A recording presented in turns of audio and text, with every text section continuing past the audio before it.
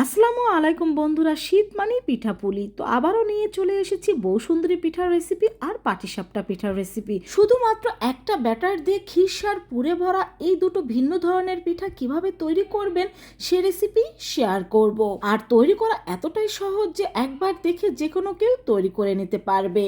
তো প্রথমে আমরা খিরসাটা তৈরি করে নেব। এর জন্য এখানে খেজুরের গুড় নিয়ে নিয়েছি আর তার মধ্যে দিয়ে দিচ্ছি দুধ। এখানে প্রায় আমি 10 লিটারের মতো দুধ নেব। আর দুধটা বরফ ছিল, গলে যায়নি, এজন্য বোতল কেটে এর মধ্যে দিয়ে দিয়েছি। আর দিয়ে দিচ্ছি এখানে আমি কোরা নারিকেল, আর দিয়ে দেব আতপ চালের গুঁড়ো। আজকে আমি আতপ চালের গুঁড়ো দিয়েই কিন্তু এই খিরসাটা তৈরি করে নেব। এখন এগুলোকে ভালোভাবে মিশিয়ে নিচ্ছি। মিশিয়ে নেওয়ার পর এটাকে আমি চুলায় বসিয়ে দিয়েছি। তো চুলায় কিছুক্ষণ জাল করার পর কিন্তু এই দুধের যে বরফটা রয়েছে সেটা গলে গিয়েছে। এখন যে গুড়টা রয়েছে সেটাও কিন্তু ভালোভাবে গলেনি। তো কিছুক্ষণ জাল করার পরে কিন্তু সেটাও গলে যাবে। তো এই তো সব কিছু গলে গিয়েছে। এখন এটাকে ভালোভাবে জাল দিয়ে আমরা পিঠার জন্য কিন্তু খিরসা তৈরি করে নেব। আজকে অনেকগুলো বউ সুন্দরী ও পাটিসাপটা পিঠা তৈরি করে নেওয়া হবে, তাই খিরসাটাও কিন্তু পরিমাণে অনেকটা তৈরি করা হয়েছে।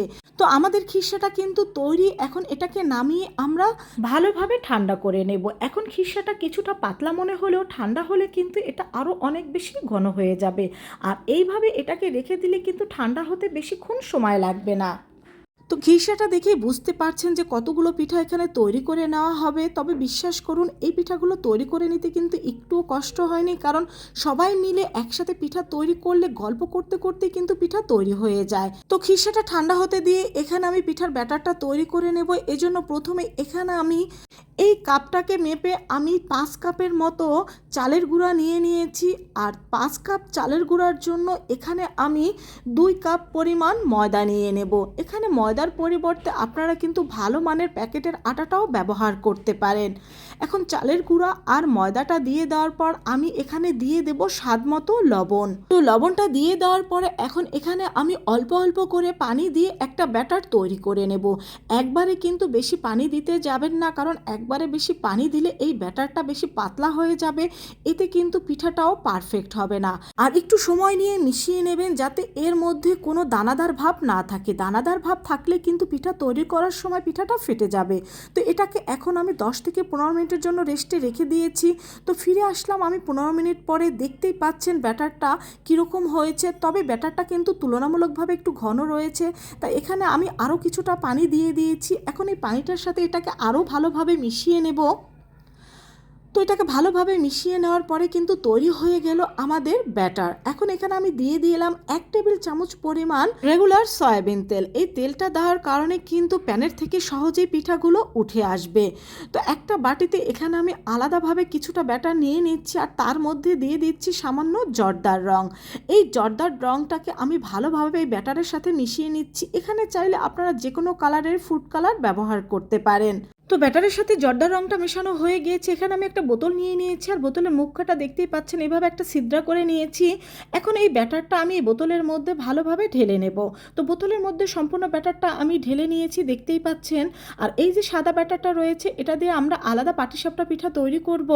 তো এদিকে আমাদের এই খিরসাটাও কিন্তু ভালোভাবে ঠান্ডা হয়ে গিয়েছে। তো চুলায় আমি প্যান বসিয়ে দিয়েছি। প্যানের টিস্যুতে তেল লাগিয়ে কিছুটা তেল ব্রাশ করে নিচ্ছি।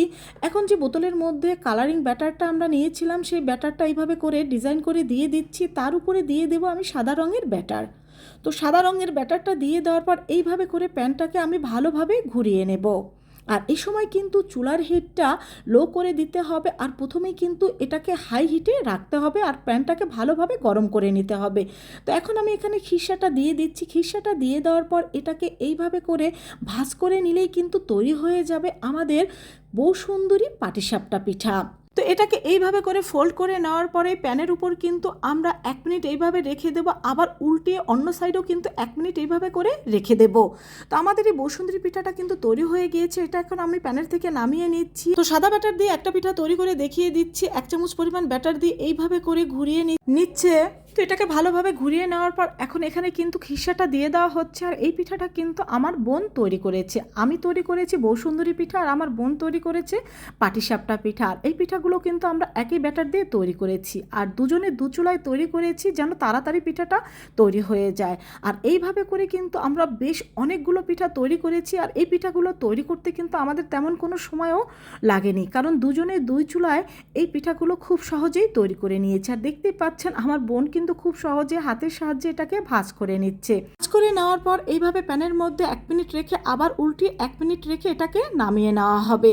তো এইভাবে করে কিন্তু দেখতেই পাচ্ছ আমরা কিন্তু অনেক পিঠা তৈরি করে নিয়েছি, আর প্রত্যেকটা পিঠেই কিন্তু অনেক পারফেক্ট ছিল। আর এখান থেকে কিছুটা পিঠা আমি তোমাদের আলাদা করে দেখিয়ে দিচ্ছি। দেখো, কাছ থেকে দেখলেই বুঝতে পারবে যে পিঠাগুলো কতটা পারফেক্ট হয়েছে। তো দেখতেই পাচ্ছ বৌসুন্দরী পিঠাগুলো কতটা পারফেক্ট ও দেখতে কতটা লোভনীয় হয়েছে, খেতেও কিন্তু মাশাল্লাহ দারুণ ছিল। তো শুধু পাটিসাপটা পিঠা এখানে তোমাদের দেখিয়ে দিচ্ছি। দেখো, এই পিঠাগুলো কিন্তু অনেক পারফেক্ট ছিল, আর কতটা পারফেক্ট হয়েছে সেটা তোমাদের আমি ভেঙে দেখিয়ে দেব। তো দেখতেই পাচ্ছ একটা মাত্র ব্যাটার তৈরি করে কিন্তু আমরা এখানে দুটো ভিন্ন ধরনের পিঠা তৈরি করে নিয়েছি। আর ব্যাটারটা যদি পারফেক্ট তৈরি করে নিতে পারো, তোমাদের পিঠাও কিন্তু পারফেক্ট হবে, আর তোমরা দুটো ভিন্ন ধরনের এই পিঠাও তৈরি করে নিতে পারবে। আর দেখতেই পাচ্ছ এর ভেতরটাও কিন্তু অনেক পারফেক্ট হয়েছে। তো বন্ধুরা, আশা করছি আমার এই রেসিপিটি তোমাদের খুব ভালো লেগেছে, আর আশা করছি তোমরাও একটা ব্যাটার তৈরি করে সেটা দিয়ে এরকম দুটো পিঠা তৈরি করে নিতে পারবে। তো ভালো লাগলে বন্ধুদের সাথে শেয়ার করবে। আল্লাহ হাফেজ।